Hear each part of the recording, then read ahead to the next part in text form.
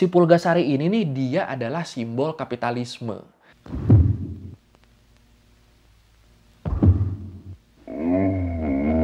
Dia ngerasa kalau media film ini nih sebenarnya bisa jadi senjata yang bagus. Buat cerita-cerita tentang penculikan tuh kan banyak banget ya. Tapi ada satu cerita penculikan yang berkesan banget nih buat gua. Ada negara nyulik orang cuma biar dibikinin film. Sakit, jir. Gue yakin lu langsung kepikiran lah pasti ini negara mana. Ya udah kalau gitu, ayo langsung aja kita bahas kisah penculikan sutradara terkenal Korsel oleh Korut di Learning by Googling. Gue yakin lu semua udah tahu kalau dunia entertainment atau industri hiburan di Korea Utara itu dianggap sebagai hal yang tabu. Dan cuma bisa diproduksi atas persetujuan dari pemerintah. Jadi industri hiburan di sana tuh ada, tapi ya dikit banget. Dan di antara sedikitnya produk industri hiburan Korut itu, ada satu film yang legendaris banget di sana. Film yang dirilis tahun 1985, yang diproduserin sama Kim Jong Il. Judulnya Pulgasari. Ini judul film ini ya, bukan nama tepung. Film apa tuh? Bisa dibilang Pulgasari ini adalah salah satu film yang paling terkenal di Korea Utara. Film ini disutradarain sama Shin Sang-ok dan bercerita tentang sekelompok penduduk desa yang ditindas sama kaisarnya sendiri. Nah, suatu hari mereka ini ditangkap sama tentara kaisar. Dan di sini sepemimpin warga langsung doa ke dewa, minta dibebaskan dari penindasan. Doanya dikabulin sama dewa, dituruninlah monster pemakan besi yang makin lama makin gede. Sampai jadi segede ini. Iya, ini bentuk monsternya. Monster Pulgasari. Pulgasari, densetsu no daikaiju. Gimana lu ngelihat Pulgasari ini? Vibe Godzilla-nya berasa banget ya. Di luar tanduknya berasa mirip Godzilla ya. Kenapa bisa mirip? Jadi gini, waktu Kim Il Sung masih berkuasa di Korut, anaknya Kim Jong Il itu dia fanatik banget sama film-film terkenal di dunia. Tukang nonton film banget dia. Menurut Vanity Fair, ada 15.000 judul film yang jadi koleksinya Kim Jong Il. Dan dia juga sampai merintahin para diplomat Korea Utara yang bertugas di negara-negara lain buat ngamanin salinan film-film terkenal di negara itu. Bahkan gara-gara ini, Korut tuh sampai bikin jaringan bawah tanah film bajakan. Biar film-film itu bisa ditonton di Pyongyang. Dan ini sampai segininya karena emang waktu itu Korea Utara tuh nggak punya izin buat nayangin film-film internasional. Nah, ketertarikan Kim Jong Il ke film ini kebawa sampai dia dewasa. Sampai dia udah mulai terlibat di pemerintahan. Dia ngerasa kalau media film ini nih sebenarnya bisa jadi senjata yang bagus buat ngangkat nama Korea Utara dan mempromosikan Korea Utara ke seluruh dunia. Biar masyarakat internasional tahu nilai-nilai komunis di Korea Utara tuh sebenarnya kayak apa. Dan setelah dia ngecek film-film yang udah diproduksi sama Korea Utara, Kim Jong Il nih di sini sama sekali nggak terkesan sama film-film ini. Menurut dia, industri film Korea Utara itu udah ketinggalan jauh. Movie makernya dia anggap kurang skill, aktor dan aktrisnya juga menurut dia nggak berkembang, dan filmnya sendiri menurut dia itu juga nggak inovatif. Ya sedih lah pokoknya. Mikirlah Kim Jong Il di sini, gimana caranya biar bisa ngejar standar film internasional. Mikir, sampai dia kepikiran satu nama yang menurut dia bisa nyelamatin industri film Korea Utara. Siapa tuh? Kim Jong Il kepikiran Shin Sang-ok, sutradara ternama asal Korea Selatan. Tapi di sini Kim Jong Il nggak mau dong kalau dia sampai harus ke Korsel, terus minta sutradara Korsel buat bikin film di Korut. Itu dia nggak mau.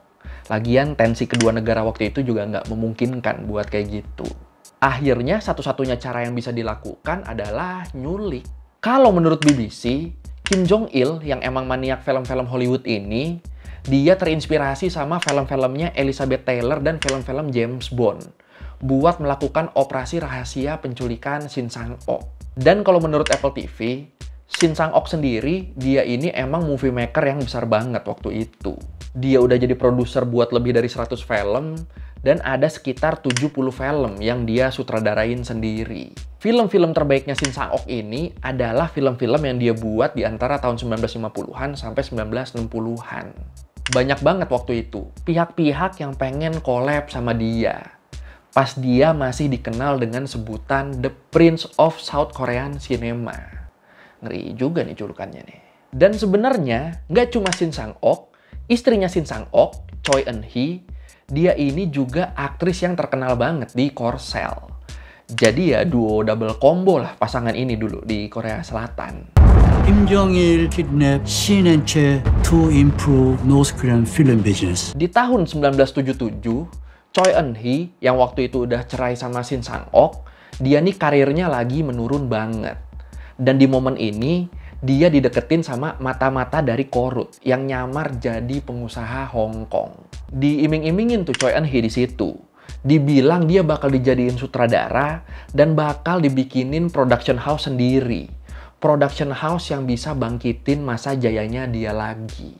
Menurut buku A Kim Jong-il Production, The Extraordinary True Story of a Kidnapped Filmmaker, karya Paul Fisher, di situ disebut Choi Eun-hee ini dibujuk buat pergi ke Hong Kong dan ketemuan di salah satu pulau di sana. Langsung mau di sini Choi Eun-hee, berangkatlah dia. Di perjalanan menuju pulau yang dimaksud, mobil yang dinaikin Choi Eun-hee bareng sama agen korut yang nyamar jadi pengusaha Hong Kong tadi, itu mobilnya berhenti di Teluk Repulse. Dan pas Choi Eun-hee keluar dari mobil, langsung dia ditarik sama sekelompok orang ke perahu. Dan langsung dibius dia di situ. Di buku A Kim Jong-il Production tadi juga dibilang, dia tidak bisa melihat apa-apa dan merasa ada seseorang yang mengangkat tubuhnya lalu menyuntiknya. Dan ketika terbangun, dia sudah berada di kabin kapal pengangkut barang. Lalu dia melihat potret Kim Il-sung yang sedang tersenyum padanya. Bangun-bangun langsung disenyumin Kim Il-sung. Ngeri gila, ngeri. 8 hari habis kejadian itu, Choi Eun-hee ditempatin di sebuah villa mewah di Pyongyang dengan penjagaan yang ketat banget. Tapi kok malah mantan istrinya yang diculik? Karena Kim Jong-il waktu itu mikirnya, dengan nyulik mantan istrinya, ini pasti bakal mancing kedatangan Shin Sang-ok, yang abis itu niatnya bakal mereka culik juga. Ini bener-bener udah film banget nih pola pikirnya nih Kim Jong-il nih. Tapi ternyata bener loh. 6 bulan setelah kehilangan kabar dari Choi Eun-hee, Shin Sang-ok yang khawatir langsung terbang ke Hong Kong. Dia kan mikirnya Choi Eun-hee tuh beneran ke Hong Kong ya. Di Hong Kong, Shin Sang-ok ini udah ditunggu sama agen korut yang lain. Dan ya udah, ikut diculik lah dia. Nah, walaupun sama-sama diculik korut, tapi mereka berdua nih ternyata ditaruh di tempat terpisah. Kalau Choi Eun-hee kan di villa mewah tapi diawasin ketat tadi ya. Nah, kalau Shin Sang-ok, dia nih dikurung di penjara sambil disiksa. Dipaksa biar mau jadi sutradara film produksi korut. Ini kan gila ya korut ya. Mau bikin film doang sampai harus nyiksa orang loh. Gila. 꼭 뚝딱시 먹으시오 그럼 밥 먹어야 되고 뭐 딴 거 입으시오 하면 입어야 되고 이런 상황이니까. Akhirnya, setelah 5 tahun diculik, tahun 1983, Shin Sang-ok sama Choi Eun-hee ini dipertemukan kembali. Tali kasih nih mereka akhirnya. Dan di situ Kim Jong-il juga ngumumin kalau selama 5 tahun ini Shin Sang-ok sama Choi Eun-hee tuh mereka lagi kerja bareng buat bikin film produksi Korea Utara. Dan Kim Jong-il juga bilang ke orang-orang kalau mereka berdua nih udah rujuk. Mereka berdua nih udah nikah lagi. Ya, percaya Pak. Dan di tahun 1984, An Emissary of No Return jadi drama historical pertama yang ditulis sama Kim Jong-il, disutradarain Shin Sang-ok, dan Choi Eun-hee sebagai co-director. Ini film apa? Filmnya nih settingnya di tahun 1907. Ceritanya tentang Korea yang nyoba dapetin dukungan Barat buat ngelawan Jepang. Dan ternyata film ini nih booming. Filmnya dianggap sebagai simbol anti-Jepang dan simbol anti-kapitalisme. Sukses nih film pertama mereka. I suppose you're from Korea, aren't you? Yes. I came here on some business. I'd like to visit the grave of Mr. Rizun. Dan setelah ngeproduksi 4 film lainnya, akhirnya di tahun 1985, Pulgasari jadi film terakhir dan termahal mereka. Kenapa jadi bikin film kaiju? Kalau menurut buku A Kim Jong-il Production tadi, di situ disebut Kim Jong-il nih terinspirasi dari The Return of Godzilla-nya Jepang. Dan di sini Kim Jong-il sampai maksa Shin Sang-ok buat bikin film monster. Buat bikin film kaiju yang bakal bikin negara-negara barat terkesan. Bahkan demi bikin film monster ini, Kim Jong-il nih sampai rela ngelupain besarnya rasa benci dia ke Jepang. Dengan dia bela-belain minta tim special effect khusus dari film Godzilla asli, Kenpachiro Satsuma, buat bantuin dia di film ini. Yang ini diculik juga nggak? Untungnya enggak. Lebih ke ditipu sih kalau yang ini. Jadi, film Pulgasari ini tuh kan mayoritas syutingnya tuh di Beijing ya, di Cina. Nah, Kenpachiro Satsuma nyangkanya dia sama krunya ini tuh disewa buat syuting film Cina.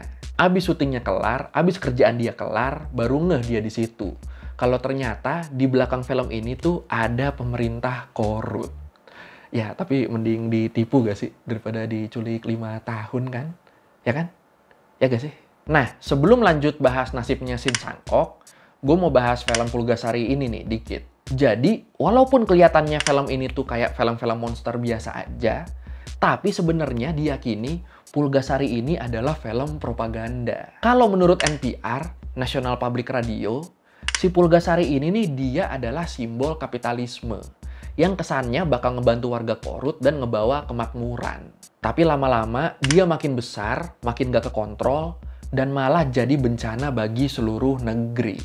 Iya, ini nih Pulgasari, si monster kapitalis. Tapi kalau menurut Shin Sang-ok di salah satu wawancaranya, dia bilang Pulgasari itu sebenarnya ya keluarga Kim sendiri, karena mereka sama-sama dianggap sebagai titisan dewa sama rakyatnya. Tapi terus keluarga Kim ini serakah sama kekuasaan, sampai nyengsarain warganya sendiri. Sama kayak Pulgasari, yang awalnya niatnya baik, tapi endingnya malah bikin semua orang menderita. Gimana? Lu lebih serak sama yang versi mana? Silakan komen.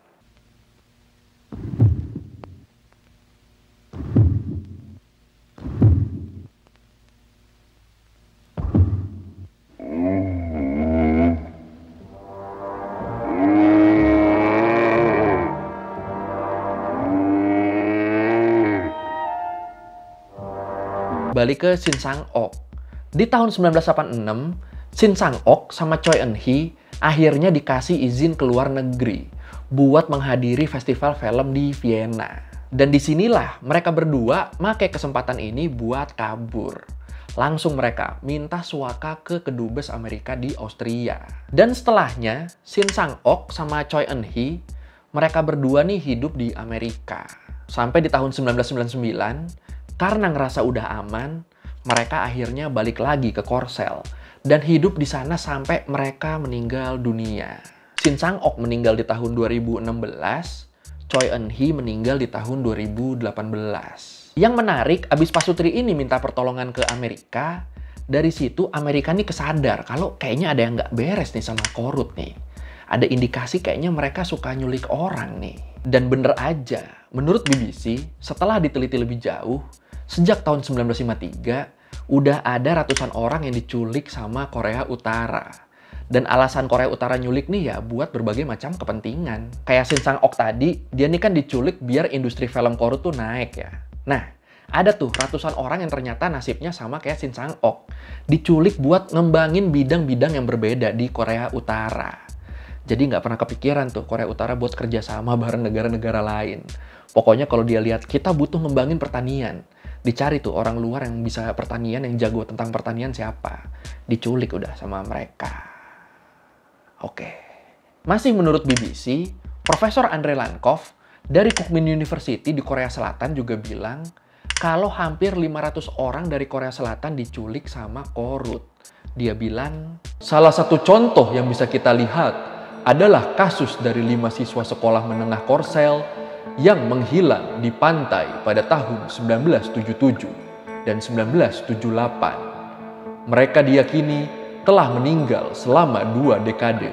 Tetapi pada tahun 1990-an, mereka ditemukan bekerja di Korut sebagai instruktur, mengajar dasar-dasar gaya hidup Korsel untuk menyamar dalam operasi yang dilakukan Korut.